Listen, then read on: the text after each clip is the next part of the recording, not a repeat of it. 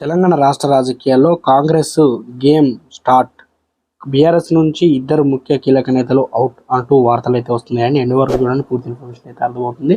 మొదటిసారి channels subscribe చేసుకోండి. చాలా మంది వీడియోస్ ఉన్నారు కానీ ఎవరు కూడా ఛానల్ సబ్స్క్రైబ్ చేసుకోలేదండి. దయచేసి మన ఛానల్ సబ్స్క్రైబ్ చేసుకోండి. అలాగే బెల్ ఐకాన్ ఆల్ పై ట్యాప్ చేయండి. ఇలా లైక్ చేయడం మాత్రం మర్చిపోకండి. మిత్రులందరికీ వీడియోను షేర్ చేయండి.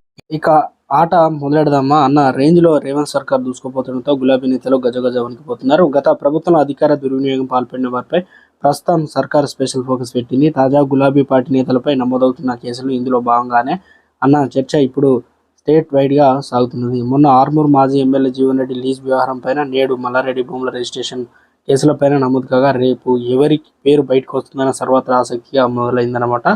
ఇక బీఆర్ఎస్ ప్రభుత్వం అధికారం అడ్డం పెట్టుకుని భూములు దోచుకున్న వారిపై ప్రస్తుతం రేవంత్ సర్కార్ ఫోకస్ పెట్టింది.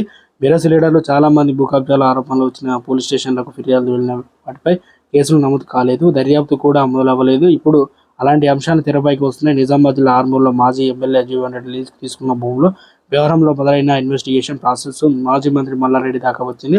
రానున్న రోజుల్లో మరికొందరు ఎంక్వైరీ మొదలు పెట్టేందుకు కొత్త సర్కార్ కసరత్తు స్టార్ట్ చేసింది. గత కాంగ్రెస్ హయాంలో పేదలకు ఇచ్చిన అసైన్ భూములను గత ప్రభుత్వం వెనక్కి తీసుకోవడం మొదలుపెట్టింది. దీంతో స్థానిక ఎమ్మెల్యేలు సైతం దౌర్జన్యంగా అనేక గ్రామాల్లో దళితులు ఇచ్చినటువంటి భూములను అక్రమంగా లాక్కోవడం నిమగ్నమయ్యారు. అధికార బలంతో ప్రజలకు ప్రశ్నించే అవకాశం లేకుండా చేశారని పోలీసులు ఫిర్యాదు చేసిన ఫలితం లేదని వాతావరణం నెలకొంది.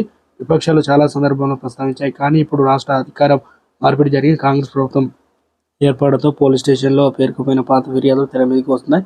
గతంలో ఏ గులాబీ నేతలపై బుకాజాలు అక్రమాలు చేశారని కంప్లైంట్ వచ్చాయి. ఇప్పుడు వెలుగులోకి రానున్నాయి.